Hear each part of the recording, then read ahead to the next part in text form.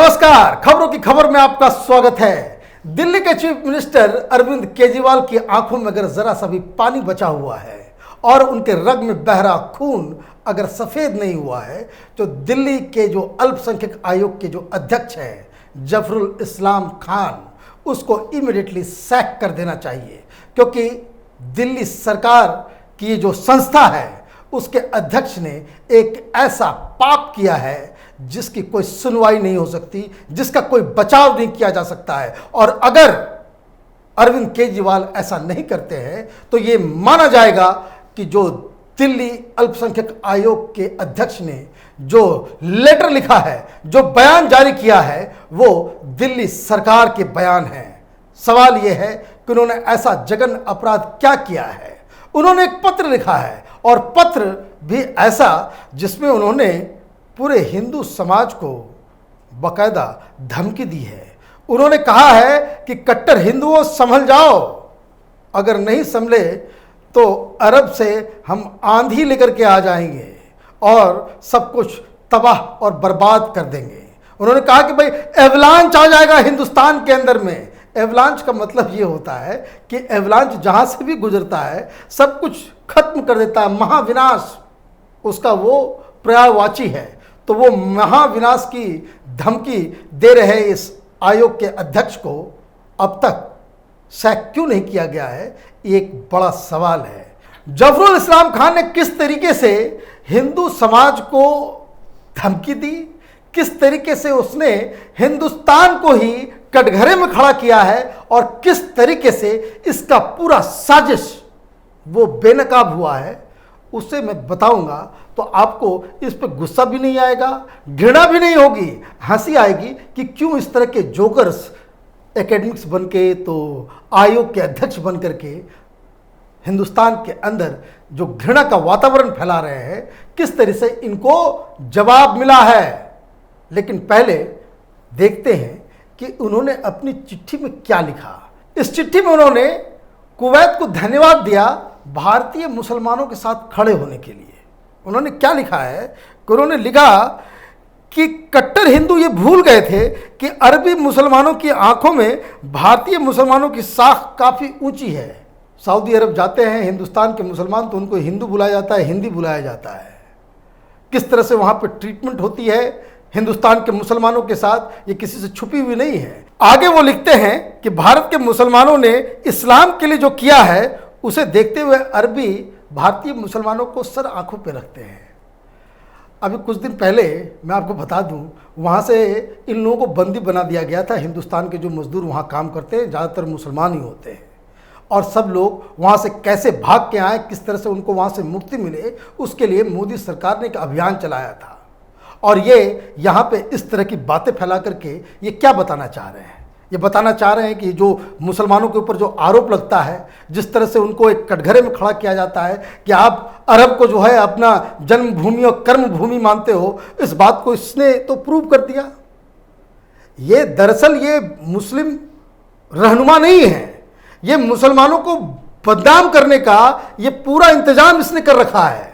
और सवाल तो ये उठ रहा है कि ऐसे शख्स को दिल्ली सरकार ने बिल्कुल ही चुन के निकाला, ढूंढ के निकाला इन्हें कि भाई इससे जो है माइनॉरिटी कमीशन का जो अध्यक्ष बना दो।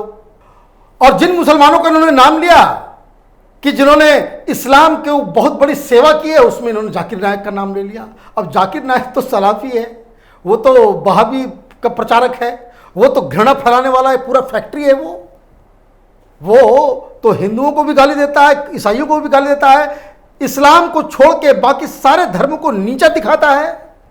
और तो और इसके ऊपर आतंकवादियों को पनाह देने का, उसको ट्रेनिंग देने की, उसको बकायदा लोग आतंकवादी बन जाएं, इसके लिए वो प्रोत्साहन देता है, इस तरह के वीडियोस बनाता है और आपके लिए हीरो है। तो इसी जुर्म में तो इस आदमी के खिलाफ एक्शन होना चाहिए। अभी तक ये किस तरीके से दिल्ली अल्पसंख्यक आयोग का चीफ बना हुआ है, ये जवाब आम आदमी पार्टी को देना चाहिए। अब देखिए इससे खतरनाक बात ये क्या लिख रहे हैं, ये दरअसल प्रोपेगेंडा करने में लगे हुए हैं कि हिंदुस्तान के साथ जो है बड़ा ही प्रॉब्लम हो रहा है मुसलमानों को, जो कोरोना के नाम से मुसलमानों को तंग किया जा रहा है। पूरे मीडिया आप देखिए लेफ्ट लिबरल कबाल के साथ मिल करके ये कांग्रेस का जो पूरा इकोसिस्टम है, किस तरह से वॉशिंगटन पोस्ट, न्यूयॉर्क टाइम्स, अल जजीरा, उसमें इस तरह की खबरें आ रही हैं कि मुसलमानों के लिए अलग हॉस्पिटल में उनके साथ जो है डिस्क्रिमिनेशन हो रहा है। खबर झूठी थी, इंडियन एक्सप्रेस ने छापी और उसके बाद ये लोग बवाला मचा रहे हैं। दरअसल ये हिंदुस्तान की जो साख है उस पे बट्टा लगाने के लिए, सरकार की जो साख है उस पे बट्टा लगाने के लिए, जो अब तक जो सऊदी अरब या फिर जो खाड़ी के देशों के साथ हमारे जो रिश्ते हैं उसमें दरार पैदा करने के लिए ये इस तरह के लोग एक खतरनाक खेल खेल रहे हैं। इस शख्स को के खिलाफ तो लोगों को कोर्ट में जाना चाहिए। He must be arrested for this, क्योंकि वो जो आगे लिख रहा है वो इससे भी ज्यादा खतरनाक है। वो लिखते हैं, भारत के मुसलमानों ने अरब जगत से कट्टर हिंदुओं द्वारा हो रहे घृणा, दुष्प्रचार, लिंचिंग और दंगों को लेकर कोई शिकायत नहीं की है, और जिस दिन ऐसा हो जाएगा उस दिन अरब के मुसलमान एक आंधी लेकर के आएंगे और तूफान खड़ा कर देंगे। एवलांच लेकर के आ जाएंगे ये लोग। मैंने आप ये समझिए क्या बता रहा है ये शख्स, इसकी तो इमीडिएट गिरफ्तारी होनी चाहिए। ये धमकी दे रहा है कि अगर हिंदुस्तान के मुसलमान अरब के देशों के जो मुस्लिम ममालिक हैं, वहाँ जो देश हैं, मुल्कों को अगर शिकायत करना शुरू कर देंगे तो वहाँ से वो आंधी तूफान आ जाएगा, वहाँ से वो एवलांच आ जाएगा। इसको कह सकते हैं, बहुत सारे लोग कहते हैं गजवाए हिंद।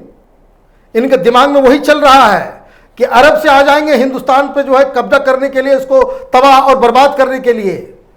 तमाशा समझ रखा है, तमाशा समझ रखा है कि आप इस तरह की बातें कर देंगे, वो भी संवैधानिक पोस्ट पे बैठ करके। और दिल्ली का चीफ मिनिस्टर पता नहीं कितनी साइज का वो चूड़ी पहन करके बैठा हुआ है। ये सारा कुछ सोशल मीडिया में आ रहा है, टेलीविजन चैनल पे चल रहा है, अभी तक इसके खिलाफ कोई एक्शन नहीं हुआ है। ये सेक्युलरिज्म का ठेका ये जो लेकर के जो लोग बैठे हुए हैं हिंदुस्तान के अंदर में, उनके तरफ से बिल्कुल चुप्पी है। क्यों है ये चुप्पी?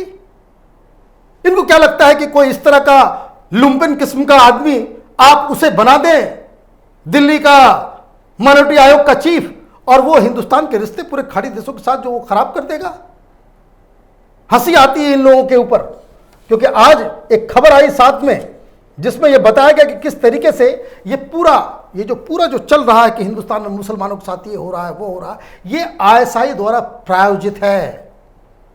कैपिटल टीवी में हमने बताया था किस तरीके से पाकिस्तान की आईएसआई हिंदुस्तान के जो सोशल ऑर्गेनाइजेशंस हैं, एनजीओज हैं, लीडर्स हैं, जो मोदी के खिलाफ बोलने वाले लोग हैं, उनको पैसे दे रही है कि आप मुसलमानों के नाम पे हिंदुस्तान में प्रोपेगेंडा करो, पूरी दुनिया में हिंदुस्तान को बदनाम करो। और यही पूरा वो काम चल रहा है। इसमें कोई शक नहीं है कि इस तरह की भाषा बोलने वाले लोग कहीं ना कहीं ये पाकिस्तानी आईएसआई ऑर्गेनाइजेशन के जो है ये सब एजेंट की तरह काम कर रहे हैं। पाकिस्तान के इशारे पे ये झूठ फैलाते हैं। सोशल मीडिया में इस तरह के कई सारे फेक आईडीज का जो है वो खुलासा हुआ है, जिसमें मालूम चलता है कि वो पाकिस्तान से वो ट्वीट होता है और हिंदुस्तान में जो आम आदमी पार्टी के लोग हैं, कांग्रेस पार्टी के लोग हैं, तथाकथित ये जो सेकुलर ब्रिगेड है उसको रिट्वीट करता है, उसको बवाल मचाया हुआ रहता है। पूरी दुनिया में आप इस तरह का फैला देते हो। और उस तरह के जब सोशल मीडिया में बातचीत चलती है तो जो अक्लमंद लोग हैं वॉशिंगटन पोस्ट में और दुनिया भर में जो लेफ्टिस्ट बैठे हुए हैं वो आर्टिकल लिखना शुरू कर देते हैं। अभी लेटेस्ट मसला पकड़ाया, ओमान के deputy chief minister prime minister की बेटी के नाम से आपने एक ट्वीट चालू कर दिया, वो पूरा बवाल मच गया उस पर। अब रॉयल फैमिली की एक सदस्य के नाम से आपने ये ट्वीट फैला दिया कि अगर मुसलमानों के साथ अगर गड़बड़ हुआ हिंदुस्तान के अंदर में तो जो ओमान में काम कर रहे जो हिंदुस्तानी हैं उन सबको बाहर भगा देंगे। ये आप इस स्तर पे आ जाओगे और ये मसला इतना खराब हो गया कि डिप्लोमेटिकली इन सारी चीजों को हैंडल करना पड़ा। और आज अच्छी बात क्या है कि ओमान, सऊदी अरब, कुवैत, ये सारे देशों ने कहा है कि ये इस तरह का जो हिंदुस्तान के खिलाफ जो प्रोपेगेंडा चल रहा है उससे भारत के साथ जो हमारे ताल्लुकात हैं वो नहीं बिगड़ने वाले हैं। उनको भी मालूम है कि भाई किस तरह से कहां क्या ऑपरेट हो रहा है। ये सबसे अक्लमंद ये दिल्ली में बैठ करके प्रोपेगेंडा करने वाले लोग हो गए। यहां दो मुल्कों का सवाल है, इंटरनेशनल रिलेशन का सवाल है। ये कुवैत से बोल रहे हैं कि वहां से वो एवलांच लेकर के आ जाएंगे। कोरोना से पीड़ित है हिंदुस्तान की टीम, वहां पर जाकर के इलाज कर रही है। आपने क्या समझ रखा है कि आपको जो मनाएगा वो आप इस तरह से आप करेंगे और आप इस तरह से करने का मतलब क्या है? पहली बात यह है कि हिंदुस्तान में अगर कोई समस्या है, मुसलमानों के साथ अगर कोई अत्याचार हो रहा है, तो यहां पे उससे निपटने के लिए तरीके हैं। यह शख्स तो ओवैसी से भी 5 फुट आगे निकल गया। हिंदुस्तान को कोई आदमी क्रिटिसाइज करता है तो वो उसको डिफेंड करते हैं, और यह आदमी कुवैत से अपील कर रहा है, सऊदी अरब से अपील कर रहा है, अरब के देशों से अपील कर रहा है कि मुसलमानों के साथ दिक्कत हो रही है, आप आए यहां पे तहस नहस कर दे, सब कुछ एवलांच लेकर के आएंगे। इनकी तो गिरफ्तारी बहुत जरूरी है। अगर इसकी गिरफ्तारी नहीं होती है तो यह समझा जाएगा कि चाहे वो केंद्र सरकार में बैठे हुए गृह मंत्री हो, चाहे वो अरविंद केजरीवाल हो, चाहे कोई भी हो, ये सब लोग बिल्कुल निर्वीर्य हो गए हैं। इनके पास इनके पास किसी तरह की कोई न साहस है, न आंखों में पानी है, न इनके पास कोई लाश शर्म बचा हुआ है, क्योंकि इस आदमी ने इस सारे लक्ष्मण रेखा को इसने क्रॉस किया है। इसके ऊपर एफआईआर होना जरूरी है। आप देखते रहिए कैपिटल टीवी। हमारे वीडियोस को लाइक कीजिए, शेयर कीजिए और हमारे चैनल को सब्सक्राइब कीजिए। धन्यवाद।